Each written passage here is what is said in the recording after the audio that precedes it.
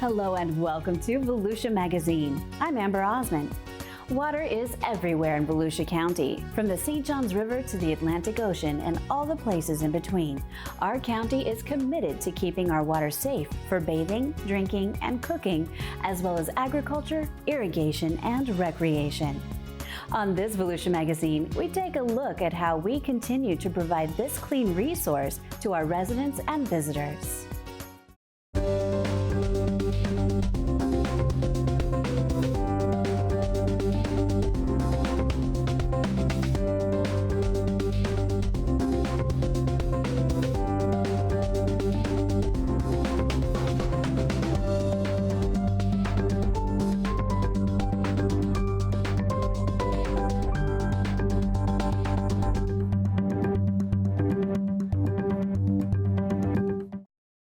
The beach might seem like a summertime adventure, but for residents and guests of Volusia County, it's a year-round playground.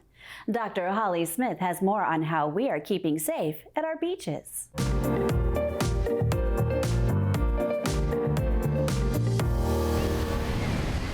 A day at the beach. It's a draw for people who live in Volusia County and a draw for hundreds of thousands who visit every year. That means it's also a draw for public health officials. You see, they test the ocean water to make sure it's safe for those who want to take a dip. Every other week, the Department of Health in Volusia County collects samples of ocean water from one end of the county to the other. They're measuring the level of enteric bacteria. Enteric bacteria, it's a scientific name that's easier to understand when you put it in plain language. It's associated with stormwater, pet waste, human sewage, that sort of thing. So it can provide as an indicator that bacteria levels that could be pathogenic are present in the ocean water.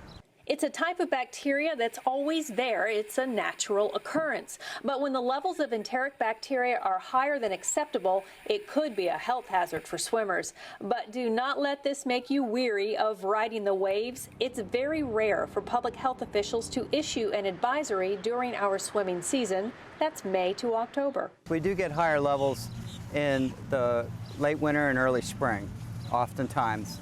And it's in a few isolated spots routinely. We've been doing this for 18, 19 years, actually predating 2000. So we've got a lot of data on it. And it seems to be the same general locations during the same time of the year. Shelby says they've only found one association between increased bacteria levels and the time of year when those rises occur. The answer? Flocks of migratory birds, thousands of birds. It's another natural occurrence. To deal with it, a swimming advisory is posted for swimmers until those bacteria levels drop. It's usually just a couple of days until Mother Nature makes things right again. Environmental specialist Rachel Sweet explains how the samples are taken. Today we're going to be doing some water sampling, and these are some of the tools I use. These are our sample bags, which go hooked onto our tongs. The sample's taken about waist deep water, so hook them onto the tongs, walk out, grab the sample, collect it. I also use a second bag to take the temperature at each site that we sample. And then once all the samples are collected, they are taken to the lab for analysis. All right, let's go do some water samples. The Department of Health samples 13 locations every 2 weeks. It takes 2 staff members. One starts in Ormond Beach, the other starts in New Smyrna Beach, and they meet in the middle. With the wind in their hair and the sun on their faces, this must be a coveted job in the department, right? Not in January. You know, there's a lot of days where we're out there and it's blowing 20 miles an hour and the water temp's 58 degrees and it's not so fun then. If you'd like more information on the Florida Healthy Beaches program, just log on to our website. The address is volusiahealth.com. For the Florida Department of Health right here in Volusia County, I'm Dr. Holly Smith. Volusia.org is your online county government resource. View the County Council agenda and meeting calendar, as well as review past meeting minutes and archived video and audio. Save time and bypass the lines by going online to register your car or boat, pay a bill, and much more. Plus, you can use the site to discover activities, workshops, and ways to become involved with your community. Volusia.org is your portal to everything Volusia County. Clean, drinkable water. Everyone wants it. Everyone deserves it. If you suspect a problem with your source of water, it's never been easier to check with an at-home kit. Volusia County Extension Services' Dennis Mudge walks us through the process to have your water tested in Solutions for Your Life.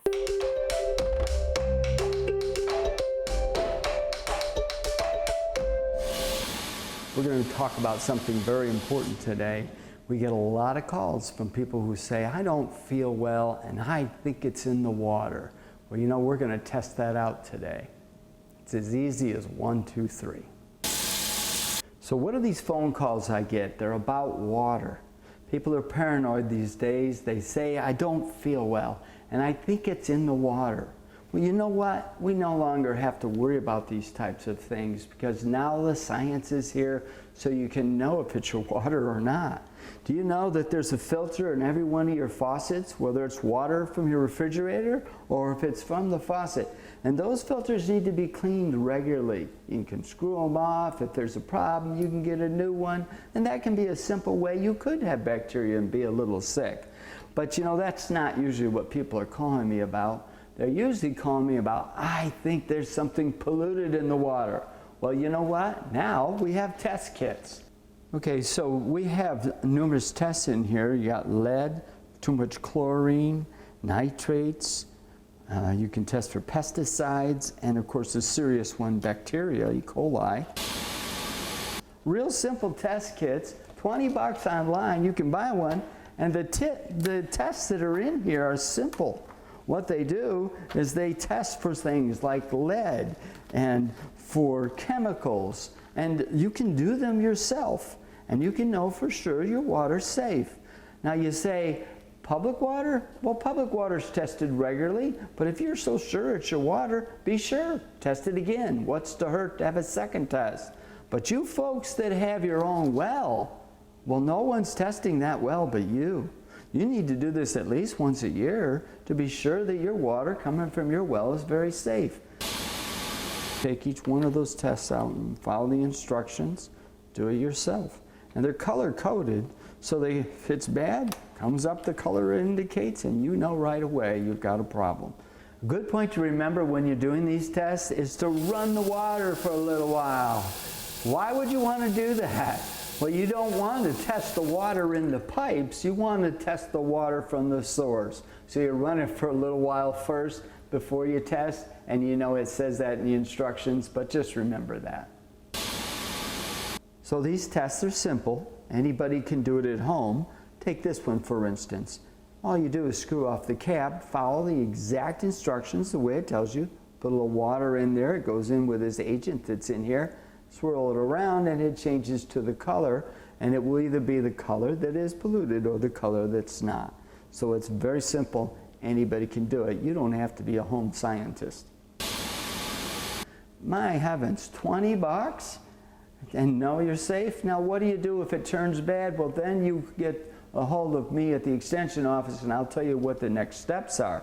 But to know this so simple, and to test your water and to find out, to check your filters in your refrigerator, to check your filters in your faucets, and to be sure that you've got safe water, what a great idea. This is not brain surgery, folks, and the science has stepped up. It's all right here. Doesn't need to go to a lab. You can do it yourself.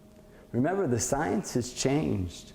This is not something you have to worry about anymore. Go online, order yourself a kit, and do this test 1, 2, 3 with Solutions for Your Life. This is Dennis Mudge.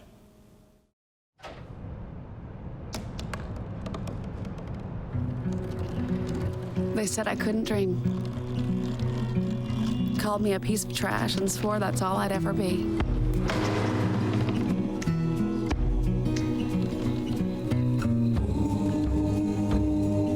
Said a bottle couldn't see the ocean.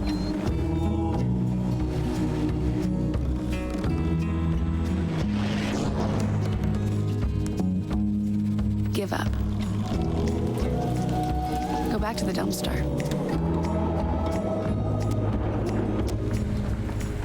But I didn't listen.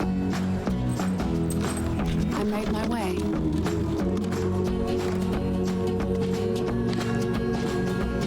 And now, I am what I've always wanted to be.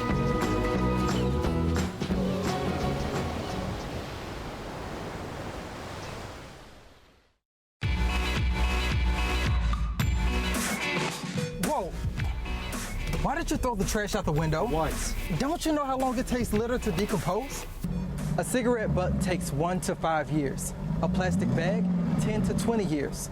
A glass bottle, 1,000,000 years. You know, you're right. We should start caring more about the environment.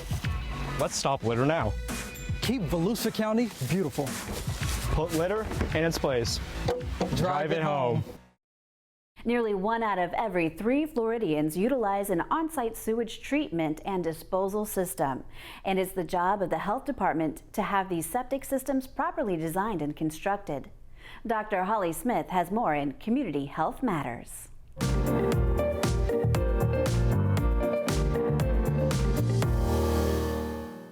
We are the permitting authority for the Florida Department of Health through Florida Administrative Code 64E6. So we are the regulating entity of the on-site sewage program. That's Laura Kramer. She oversees the on-site sewage program for the Florida Department of Health in Volusia County. That is a big job that keeps her and her staff busy. Septic systems are underground sewage treatment systems that dispose of wastewater. That's the stuff in the pipes that leave your house. Septic systems are found in areas without centralized sewer, and there are a lot of them around Volusia County. In a nutshell, septic tank is a really simple concept. It's basically a concrete box. The pipe from your house brings solid and liquid waste into the box. The box separates it into solids and liquids, and then the liquids come out a hose on the other side into a drain field. In the system, it works off gravity. That drain field is the end of the septic system. It creates a void space to give the effluent time to perk down into the ground. So it's got an aerobic bacteria that acts on it, and then as it goes through the sand will remove the bacteria from the effluent, the water. Septic systems are found in rural areas of the county and in cities. To install one of these systems, you need a permit. That's where the Department of Health comes in. The first step is to apply for a permit from the Department of Health. Staff will then visit the site and conduct a soil evaluation. We bore 2 holes down to 72 inches. We determine the estimated wet season water table. We come back, and with that information, we generate a permit. From that, once you have the permit, you're able to install the system. Then we come back out and inspect to make sure the system was installed in compliance with the permit specifications. This 2-step permitting process begins with the application and ends with the final inspection. There are a lot of things to look for in between. The septic systems are regulated through the Florida Administrative Code 64E6. And when we permit septic systems, we're looking at protection factors in light of public health. So when we go out to do a soils evaluation at a property, we're assessing the property for on-site and off-site features such as wells, surface water, so that we obtain setbacks to protect that person's potable water or to keep the effluent from getting into surface water. We're using the word effluent. That's a technical term for, well, dirty water that's discharged from the septic system. Potable wells are wells that provide drinkable water, and never the two should meet. The septic tank and the drain field must be located at least 75 feet from the well, and that's to ensure those 2 types of water do not mix. That's just one of the regulations the Department of Health staff look for. Irrigation wells are required to have a 50-foot setback. We have to have a 75-foot setback to surface water. We're looking at setbacks to building foundations and to property lines, so we keep them out front underneath the structures and we keep them on people's property. A new septic system can last 15, as many as 20 years, but it has to be maintained. If not, you'll notice issues in your plumbing. It starts out with the plumbing being sluggish. The drains don't drain as fast as they used to or should. Another indicator is when you start to hear gurgling in your toilets. There is a freeboard space inside the septic tank, and when the liquid level rises above the operating level, the oxygen or the air will backfeed through the system, and then it comes up through the toilets as a gurgling sound. When the system no longer functions properly and a pump out isn't fixing it, you'll need to apply for a repair or likely a new system. Then the process starts all over again. First, the application for the permit, then the department conducts on-site soil sampling, the permit is issued, and then the department goes back to the site to ensure the system was installed properly.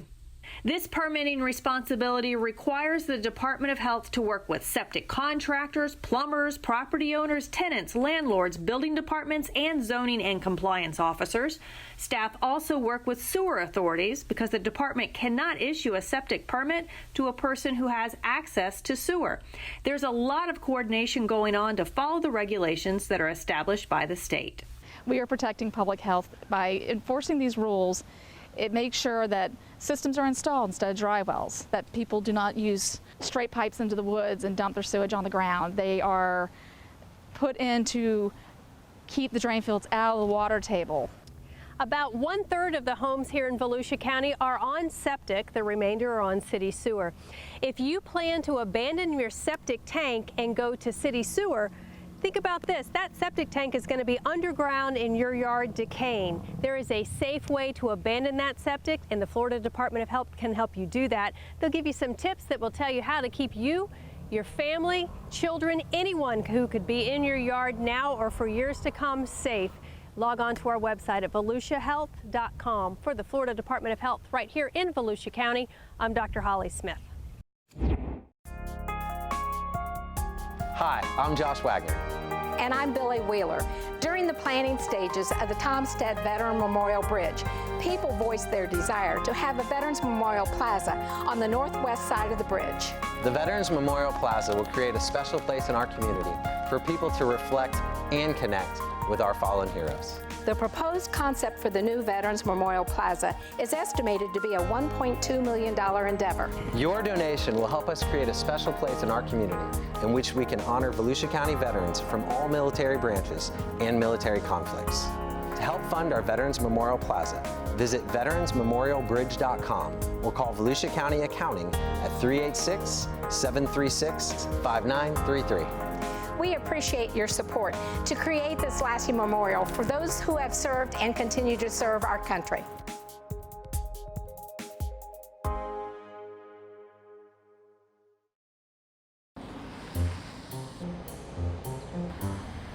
We have 12 boxes throughout the downtown area from Howry all the way to Wisconsin. The idea for this project came from some trips that I had throughout the country. I felt that we could do something here in DeLand with our utility boxes, which are basically meaningless structures other than traffic light signals. I've been involved with this from day one. So seeing the one that was fully implemented over here at Indiana, East Indiana, with the postcards. John Wilton and I put that together, and I was absolutely, I'll say, enthralled by what I saw. John has been the, I'll say, driving force. Well, it may have been my idea. John is the one that really pulled it together and made it happen. My involvement in this project is not so much about me, it's about cultural tourism and aesthetic stewardship in the city of DeLand. So any way I can work to get that accomplished, that's what I'm going to do. This project was a collaboration between the Museum of Art DeLand and the City of DeLand. The City Commission understands the value of these projects. The staff has worked with us to do tremendous work in getting everything done. So that's really what it takes, is cooperation from the people who can make it happen and allow people like us to inform them of what we would like to do, and they figure out how we can go forward. When we finally completed the first of the 14 boxes that we've wrapped, it was pretty amazing because we'd been working on this for 3 years up to that point to get it accomplished. The way the world works, we're inundated with visual information. So I would bet that most people aren't even aware of these traffic boxes on the corner. They tune them out. once we dress them up, then all of a sudden it's something worth looking at. It's something to think about while you're stopped at the corner. It's a little piece of beauty that wasn't there, as opposed to something they just tuned out because it was ugly.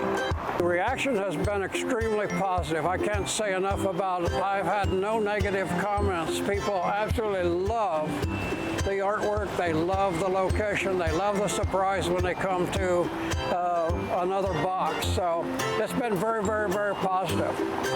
All these projects that we're doing for public art certainly help with the notoriety of the city. It all works together to make this a greater place than it ever has been. Because it again puts emphasis on art in downtown DeLand. I love it.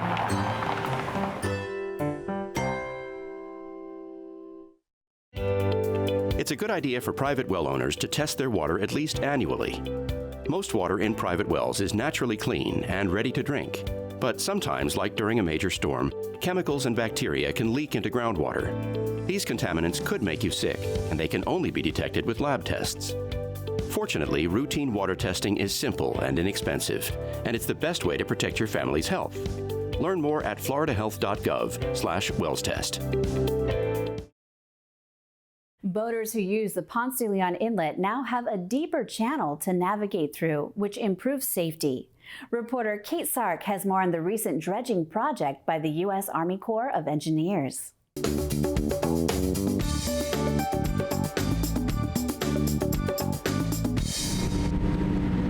Folks who frequent the Ponce de Leon Inlet off the Atlantic Ocean know the importance of being able to navigate the channel. That's why, in the summer and fall of 2018, the U.S. Army Corps of Engineers awarded a contract for maintenance dredging of the inlet and intracoastal waterway. The Maya Kalin cutter section dredge and her crew will spend several months pumping sand out of the channel and surrounding intracoastal waterways and relocating it near shore in the ocean. Right behind us we have our dredge. It's named the Maya Kalin. It's about 200 feet long. It's an Ellicott cutter suction dredge. Right now they're currently dredging our third acceptance section area for this project. We're digging depth that's approximately 12 feet with a 2-foot over depth. Right now we have an operator that's running the dredge right now. You'll see him in the upper cab up there. And then we have a couple of deckhands on the deck that do daily day-to-day operations. We also have an engineer and a couple of boatmen on the deck.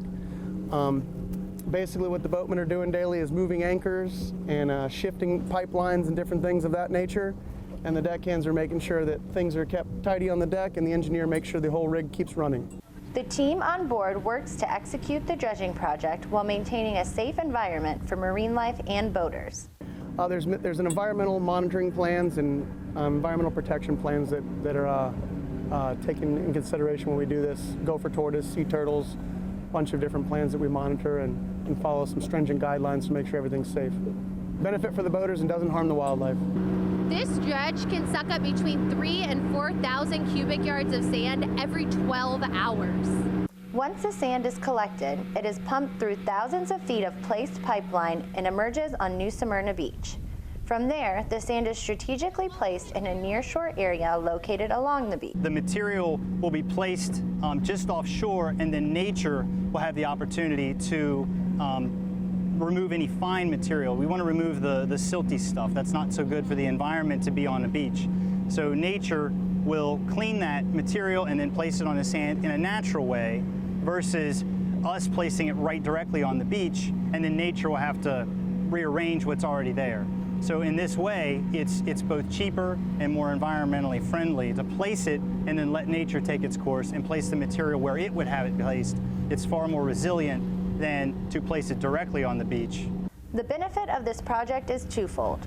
While the sand pumped from the waterways benefits both beachgoers and wildlife, the dredging process is also extremely beneficial to boaters. Mother Nature has a funny way of bringing sand into the inlets and the intercoastals, and we want to make sure that we're able to keep our intercoastal and inlet waterways up so that boat traffic can traverse through safely. And while while spot dredging is done as needed to maintain safe navigation, a project of this nature hasn't been completed for almost 10 years. A lot of groups have to come together to support these projects, and so this has been a long time in the coming, getting the permits, doing all the legwork to bring this finally, this project through to actual construction. Yes, it was a big effort, and but I think it's going to pay off in the end with both the cost savings as well as the environmental aspects of it. So proud to be a part of it. Once the federally funded project is complete, the Maya Kalem will be off for another mission along the coast and will leave the Ponce de Leon Inlet and surrounding waterways as a safer navigation channel. For Volusia Magazine, I'm Kate Sark. Stay connected with the latest Volusia County news, events, and updates on our social media channels. Like and follow us on Facebook and Twitter. Catch up with previous stories on YouTube, or just head over to our website, volusia.org. Well, that wraps up this edition of Volusia Magazine. Thank you for spending part of your day with us. If you have any questions about the show, feel free to give us a call at any of the numbers you see listed here, or you can log on to volusia.org and click on the News tab at the top of the screen to find us. And we hope you won't forget to listen to Volusia Today. That's Volusia County Government's weekly public radio broadcast. Volusia Today airs every Tuesday, Wednesday, and Sunday mornings on the local radio stations you see on your screen. For Volusia Magazine, I'm Amber Osmond. Have a wonderful evening.